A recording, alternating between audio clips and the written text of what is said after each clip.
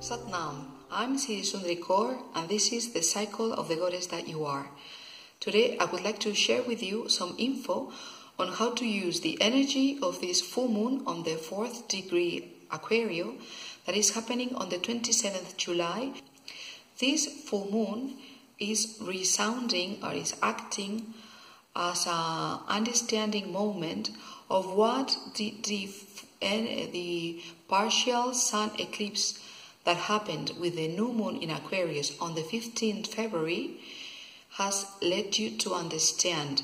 So it's a time to see the lesson completed, to take it and integrate it, and also to see to full blossoming all that had to do with those intentions of your new moon on the 15th February.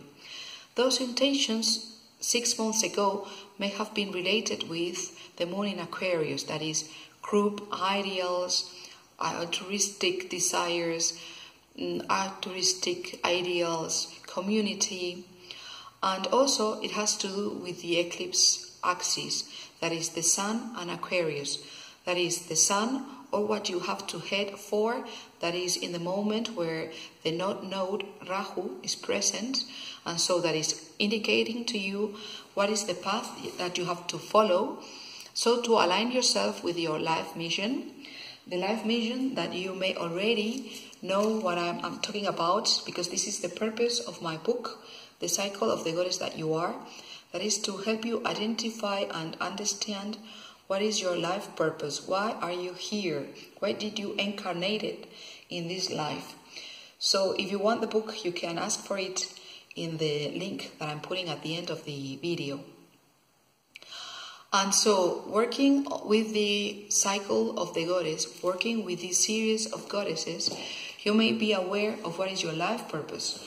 So what the eclipses are doing, they are aligning you, they are leading you to get a quantum leap on the progress and the evolution of your life purpose.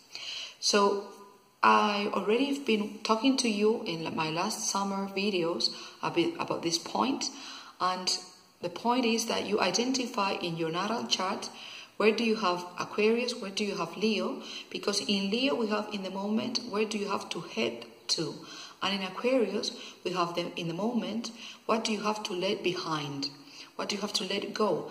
That for being in Aquarius is mostly ideals from your youth that don't align with you anymore, or that don't align with your higher purpose anymore, and also the groups that are keeping you far away from that is your evolution path, from your developing topic. So I'm going to use Goddess Mary, the Virgin Mary, that it's representing, it's an archetype. I'm using Goddess Mary, Virgin Mary, just the archetype of this Virgin Mary, to understand the intelligence of number 6, the arc line. So as all the saints, Mary has an arc line that is taking her from one ear, or it's coming from one ear to the other ear. And we all human beings, we have this arc line that is allowing us to have intuition, that is to see what is coming ahead. Every number has its own intuition, but the intuition of number 6, the intuition that comes by means of our arc line, is properly speaking intuition. And so I'm using this archetype to encourage you to work with this moon, that what mainly is doing is to, let's say, or to call it, use a motto to work with it. This moon is like the uneasiness, the inner turmoil that is leading you to work for your dreams. So it's mainly affecting the fixed signs from, or whoever has anything in the fixed signs, to grades 0 to 10. But it's affecting everybody. So I would like to share with you 3 aspects of these archetypes that are really represented on this moon. On the one hand, and to start with, we have the moon and Mars in a conjunction in Aquarius opposing the Sun and the North Node in Leo. That's why this is a full moon, because they are in an opposition in contrary signs. And both Moon and Sun are squaring Uranus in Taurus. These aspects are leading you to feel the need consciously or subconsciously. The need is subconscious, but if you've been working on this from the last month where this eclipse happened, probably you've got some steps forward and perhaps you are a bit more clear and you know already what is this work, what are these structures that you need to review. And so this square to Uranus is, asking you to review your actions or what you've been doing. Now that Mars is retrograding, you don't have energy to act, but you have the moment to review, and you will be analyzing what is your way of working with things, how do you work, how do you operate with things regularly, and what is working, what is not. And for this having to do with the eclipse, you may have been in this what I see and what I don't see anymore.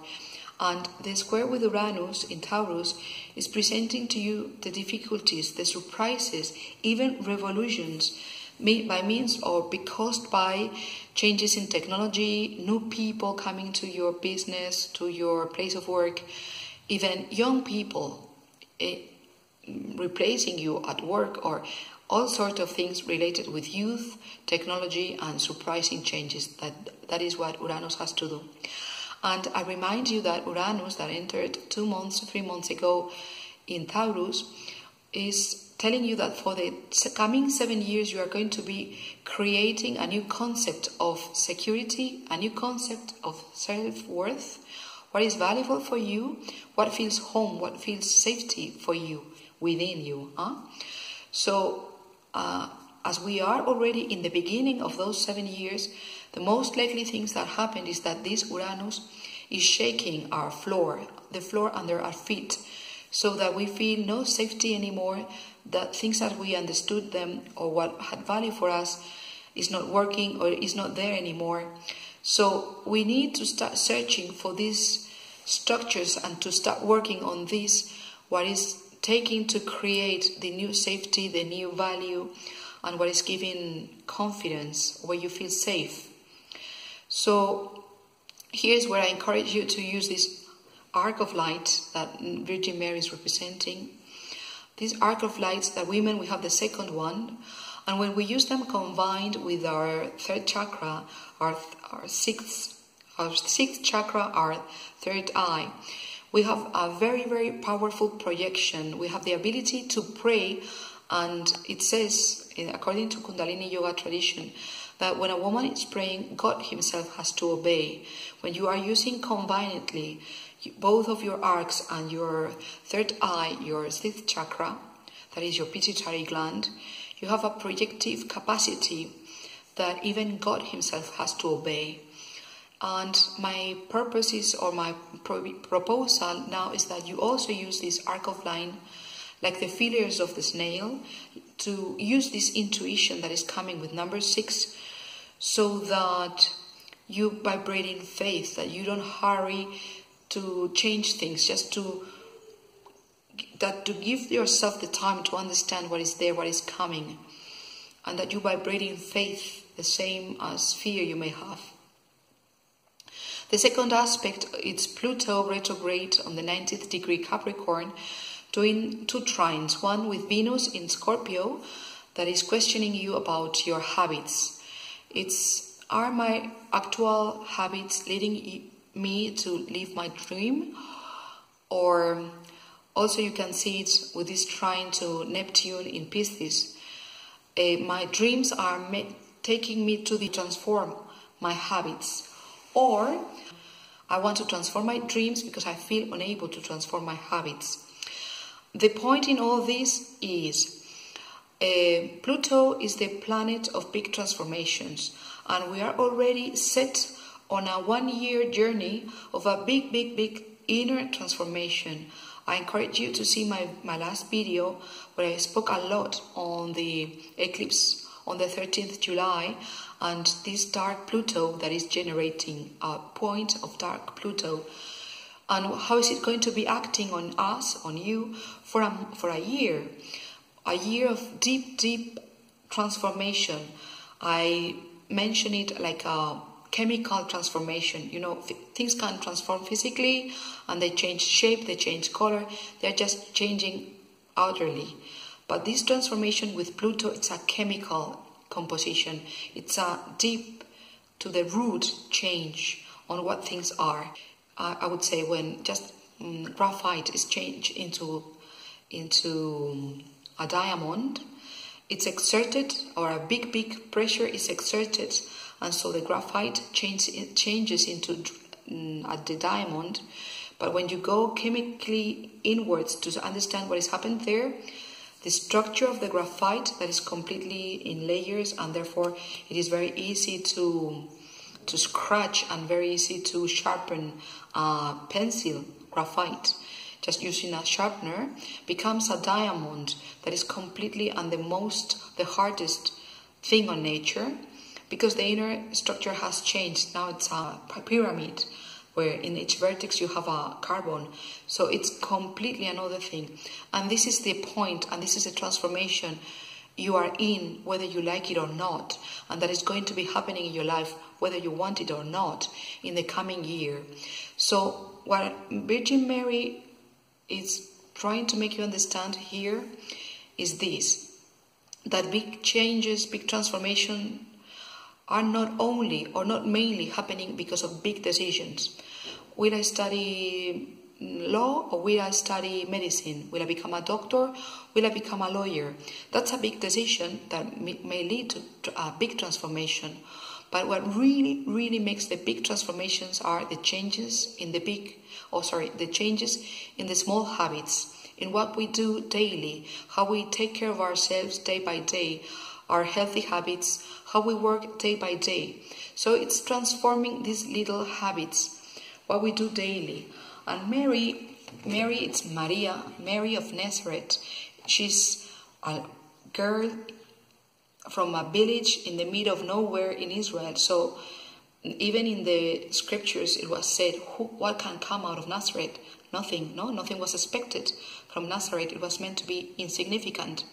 And so what Mary is bringing here, it's the power of the little things, the importance of these little habits that you use and implement day by day, and how these big decisions, these big choices like study this, study that, have to be supported by these little habits.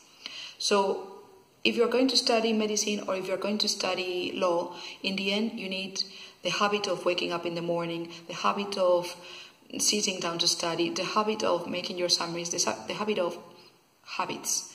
So this is what Mary is encouraging here to take into account and to take it with you all through this year of transformation, to really stick to your good habits and to analyze what are your habits, whether those habits are supporting you, are promoting you, or are demoting you, are taking you, betraying you. So not to fall into self-sabotage. So that's the point. And so you have the choice in here to change your dreams because you are not able to transform your habits, or to transform your habits so that you can go for your big dream. And this is what it's aligned with this process of transformation in the Eclipse series this summer and all the year coming.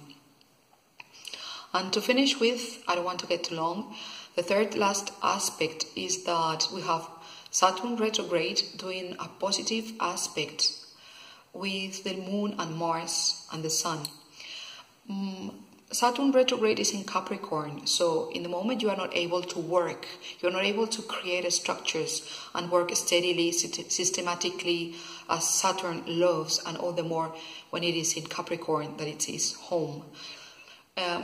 For being retrograde, all what you can do in the moment is reviewing.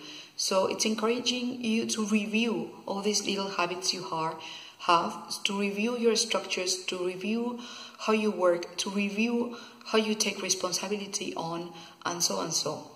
And this retrograde and also Mars retrograde can be taking you to this aspect we were speaking about before, that could be fear.